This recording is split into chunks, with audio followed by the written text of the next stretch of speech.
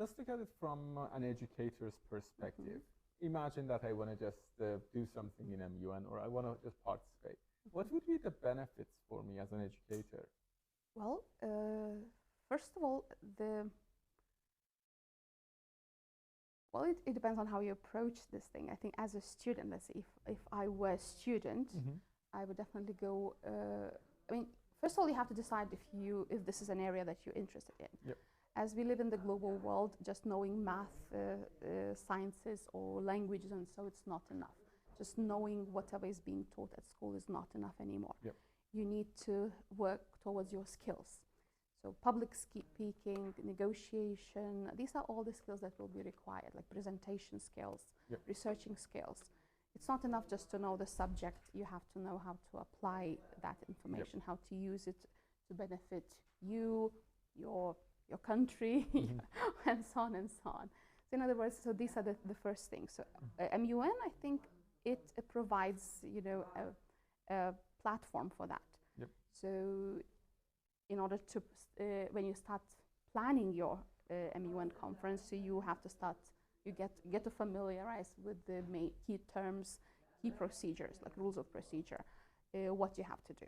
Then you start researching. You have to know what is United Nations in general, Yep. what committees are there, like when you are allocated to with some kind of, when you learn what committee you'll be part in, you have to learn exactly like what does committee do, what Yep. are the what each country has can offer to this committee, or what are your rights. For example, like security committee, there are a number of countries that have veto right.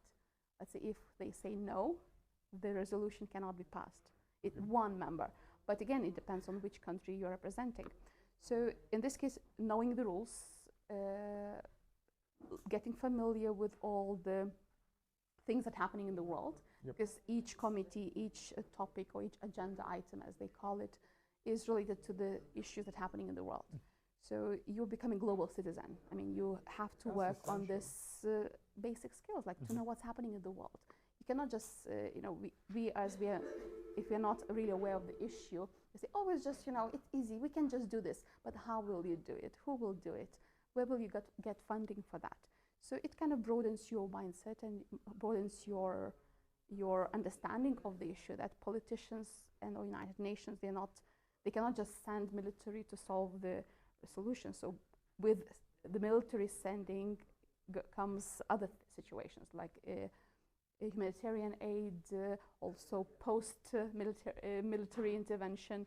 And I think the whole point actually of United Nations is not to send military. Actually, the purpose of United Nations in general is to keep peace in the world, not to send military to some region or and then see what happens next. If that was the case, the world would never be a place suitable for living, even though it is not. As we're perfectly aware, the world is always unrest. I mean, there's lots of unrest somewhere in some part of the world, and right now especially we are seeing so many things happening in the world. So one skill is like you are learning to see the world differently. Yep. You are learning how to solve those issues Yep. on governmental level and also on international level. And these kind of skills will be virtually beneficial, even if you're not planning to study like international relations, if you're not going to work in politics in general in the future. Still, you will always have to make speeches, no matter where you live. You'll work in a company, you'll have your own business, you'll be making presentations, you'll be making speeches, you'll be persuading, you'll be negotiating. And all of these skills are kind of are being trained, improved while preparing or while taking part in MUN conferences. That is great. To be honest, you answered also my follow-up questions that I was planning to ask you. And it was really good because I was wondering if people or students who are into politics should just participate in the MUN. But you said no, they can use the skills that they can develop during MUN for their future career. Well, I think those who are planning to study politics, those who are planning to study law, they should definitely participate because these are the key skills that you need to have. You need to know what's happening in the world, you know how to, what are legal ways to approach it. So usually the ones who are interested in like social issues, like those who are willing to study sociology, politics, international relations, law, as I mentioned earlier, these are the students that should be absolutely interested in it. But it also should be appealing to anyone who is willing to work internationally. Yeah, that's great. Thank you. Now imagine that it's the first month of the academic year, and I'm a student. I want to just participate in MUN, let's say MUN club in my school. What should I do? And what should I expect from this club at my school? Well, first of all, find who is the advisor of the club, who is responsible for the club at school. The next step would be, well, first of all, if you have never been part of MUN, you should actually do some research what it is. Will you be willing to do that? Because I know that some students, they think that, you know, find this public speaking quite intimidating or very stressful, extremely stressful. And that's the first reason, they decide not to attend MUN. But I guess this type of, the whole format of MUN is encouraging you to go over those skills that you are lacking and try to push yourself, push your limits.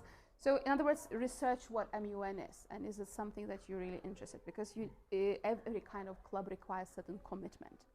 So it's not that I want today, but tomorrow we'll see what will happen tomorrow.